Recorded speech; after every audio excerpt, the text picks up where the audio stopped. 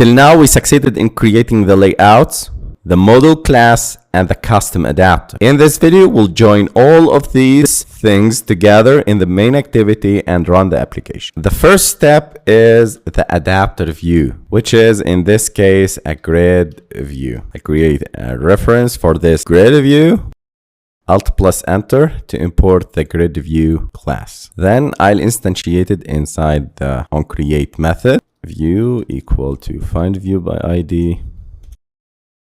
The second step is the data source. And in our application, it's of type array list of shapes. And I'll create this array list of type shape array list. Alt plus enter, import the class of the array list. Then shape array equal to new array list. I need to add the shape objects into this list. I'll create the shapes.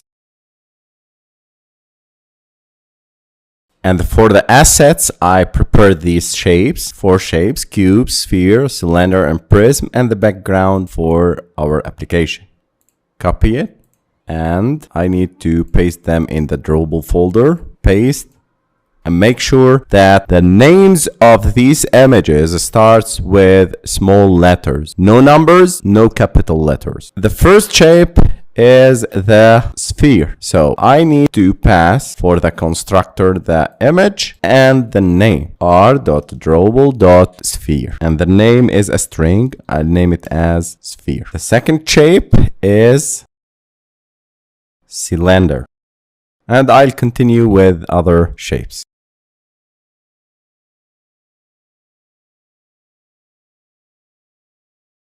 And these are the 4 shapes. I need to add them to the array list. So shapes array list dot add s1, s2, s3, and s4.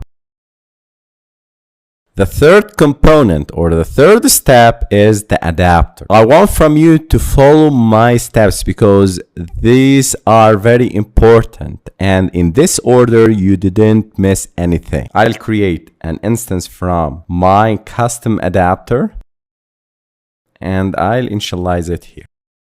I need to pass 2 parameters. The first one, if I go Control and left mouse, or I hover the mouse, I need to pass the array list and the context. Shapes array list that we add the 4 elements to it, and the context get application context. And we talked about context in many of the previous videos. Grid view dot set adapter to adapter. Let's run our application, save the project, run the application, and here we go. This is our amazing application. I need to display the items in 2 columns, so I'll use grid view dot set num columns, and I'll make it 2. So in the grid view, you can set the number of columns using the XML or programmatically in Java or Kotlin code. This is how we set it using the set number columns method. You can go to the XML, you can go to the main activity, and here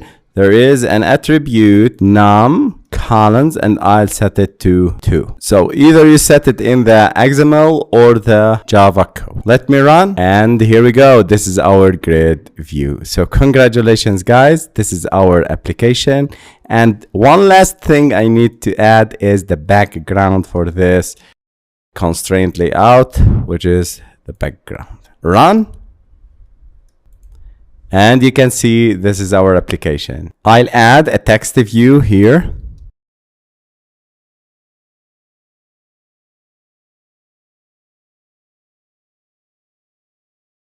And this will act as a title. I'll remove this constraint for the grid view. You can see this is here. I'll drag this text to here. Infer the constraints. Remove this. And this grid view, constraint it to here. Then I can make like margin top like 24 dp. Okay, this is good. And the gravity of this text would be center. And I'll increase the size to 48 sp, or maybe 44 is good. And the style would be bold. Run the application. And this is better. The UI looks more pretty.